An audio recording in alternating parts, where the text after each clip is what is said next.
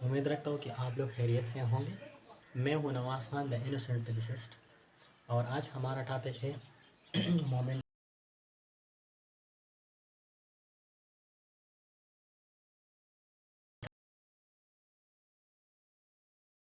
की, इसका क्या एप्लीकेशन होता है। ठीक है, तो सबसे पहले मोमेंटम के बारे में कुछ मैं बता देता हूँ।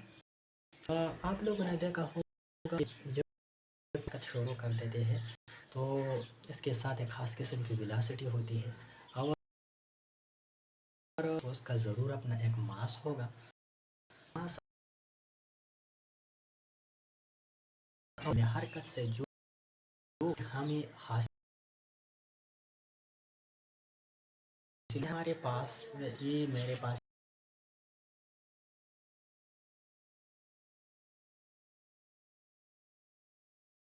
अब मैंने इसको ऐसा पकड़ लिया है। ठीक है, और मैं इसको हरकत नहीं देता, तो इस वक्त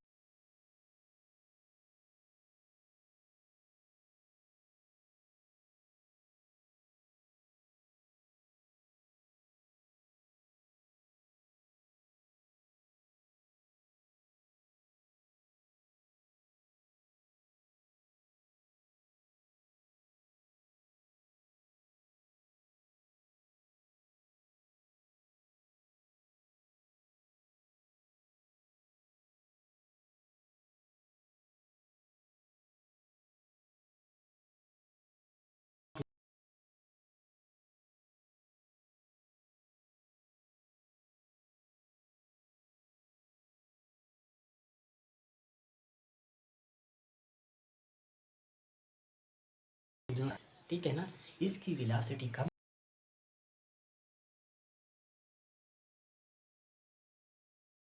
होता है ना, मोमेंटम ट्रक का मोमेंटम जो है ना वो क्या होगा, ज़्यादा होगा, क्योंकि इसका mass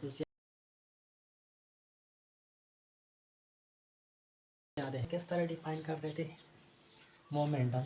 the product of and velocity v is called momentum. यानी किसी जिस्म की मास, यानी इसकी कमियत, जैसा कि मैंने बताया मार्कर का अपना कमियत होता है। वेलोसिटी v, ये जैसा कि मैंने बताया मार्कर का अपना हरकत होता है।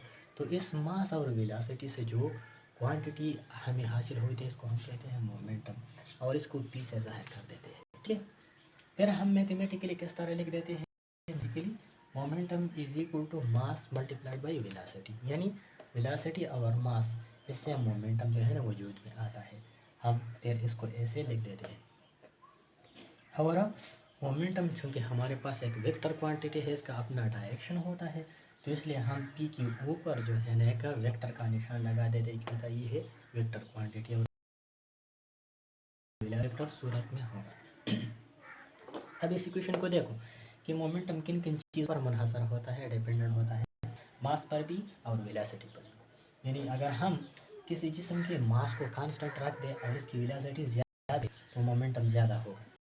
ठीक है, या फिर अगर हम किसी चीज़ की वेलोसिटी को कांस्टेंट रखें और इसका मास बढ़ाती जाए तो फिर भी मोमेंटम ज़्यादा होगा, क्योंकि दोनों में रास मुतनासिब है, दोनों में डायरेक्ट रिलेशन है। यानी मोमेंटम डायरेक्टली प्रोपोर्शनल है मास को, और मोमेंटम डायरेक्टली प्रोपोर्शनल है वेलोसिटी को, यानी दोनों को ज़्यादा करने से मोमेंटम ज़्यादा होगा। ठीक है, मिसाल के तौर पर मेरे पास एक बुलेट है। ठीक है, एक बुलेट है बंदूक का, और मैंने अपने हाथों से ले लिया और इस तरह फेंक दिया। ठीक है, तो इसका जो वेलोसिटी जो है ना बुलेट का, हाथों के फेंकने से वेलोसिटी इसका कम होगा, ज़रूर कम होगा, क्योंकि मैंने हाथों से फेंका है। तो वेलोसिटी कम होने की वजह से फिर इसका मोमेंटम भी कम होगा। अब बुलेट का मास जो है ना मैंने मुस्तकिल रखा है। ठीक है, और मैंने इसको हाथ से फेंका, यानी वेलोसिटी कम ये हासिल करेगा, तो मोमेंटम भी कम होगा। अब अगर इसके बजाय मैं ऐसा करूँ कि इस बुलेट को मैं बंदूक में डालूँ और बंदूक को फायर करूँ, तो बंदूक में अंदर पाउडर के धमाके यानी एक्सप्लोजन की वजह से ये गन जो है ना इस बुलेट को बहुत ज़्यादा एनर्जी देगा और बहुत ज़्यादा वेलोसिटी देगा। तो ज़्यादा वेलोसिटी हासिल करने की वजह से इस बुलेट का मोमेंटम भी ज़्यादा होगा, क्योंकि ये इक्वेशन हमें बात की वेलोसिटी ज़्यादा करने से मोमेंटम भी ज़्यादा होगा। तो तब जो है ना, इसलिए बुलेट जो है ना जब किसी चीज़ के साथ टारगेट के साथ टकरा ज़्यादा नुकसान पहुंचा दे, क्योंकि इसका मास तो कम है लेकिन वेलोसिटी ज़्यादा है। अब मास अगर कांस्टेंट हो और हम वेलोसिटी को बढ़ाते जाए तो मोमेंटम ज़्यादा होगा, इसलिए बुलेट जो है ना टारगेट को नुकसान भी पहुंचा देता है और उस पार नहीं कर। ठीक है। दूसरी बात यह है, अगर हम किसी चीज़ के मास को बढ़ा दी जाए फिर मोमेंटम ज़्यादा होगा। मिसाल के तौर पर अगर ये हमारे पास क्रिकेट का एक बॉल है और हम इसको एक और इस ज़मीन पर ये जो है ना ये चलना शुरू कर देते हैं, तो कोई दूसरा बंदा आके, इसका मास मिलीग्राम में है, बहुत कम है, कोई बंदा आके इसको अपने हाथ से या पाँव से रोक सकता है। ठीक है ना। अब अगर इसके बजाय अगर हम किसी भारी गाड़ी को यानी को रवाना करें, ठीक है, इसको स्टार्ट करें और फिर कोई बंदा इसको रोकने की कोशिश करे तो उसका रोकना जो है ना मुश्किल होगा, वो रोक नहीं सकेगा इसको, क्योंकि इसका मास ज़्यादा है। अगरचे वो स्लो वेलोसिटी के साथ का मास जो है ना, मास एम, वो बाल के मास से जो है ना कई गुना ज़्यादा है। हमें पता चलता है कि मास बढ़ाने से मोमेंटम भी ज़्यादा होगा।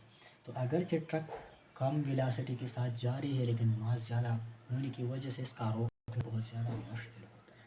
ठीक है ना। तो इससे हमें पता चला कि मोमेंटम एक ऐसी क्वांटिटी है कि ये मास और वेलोसिटी दोनों पर मुनहसर है, दोनों पर डिपेंडेंट है। ठीक है ना। चाहे हम वेलोसिटी को ज़्यादा करें या मास को ज़्यादा करें या दोनों को ज़्यादा करें, मोमेंटम ज़्यादा होगा। ठीक है ना। तो ये आज हमारा टॉपिक था मोमेंटम के बारे में। ठीक है ना। तो इसके बाद हमारा दूसरा टॉपिक जो है ना आएगा वो न्यूटन की दूसरी लॉ यानी सेकंड लॉ और मोमेंटम के बारे में है। तो इंशाल्लाह इस पर मैं दूसरे लेक्चर में बात करूँगा। तो आज तक इस टॉपिक जो है ना इस जगह तक काफ़ी है। तो उम्मीद रखता हूँ कि आप लोग समझ चुके होंगे। अगर फिर भी किसी का क्वेश्चन हो तो मुझसे कमेंट सेक्शन में इसके बारे में पूछ लें, मैं कोशिश करता हूँ कि आप लोगों को इसका जवाब। जज़ाकल्लाह, थैंक्स।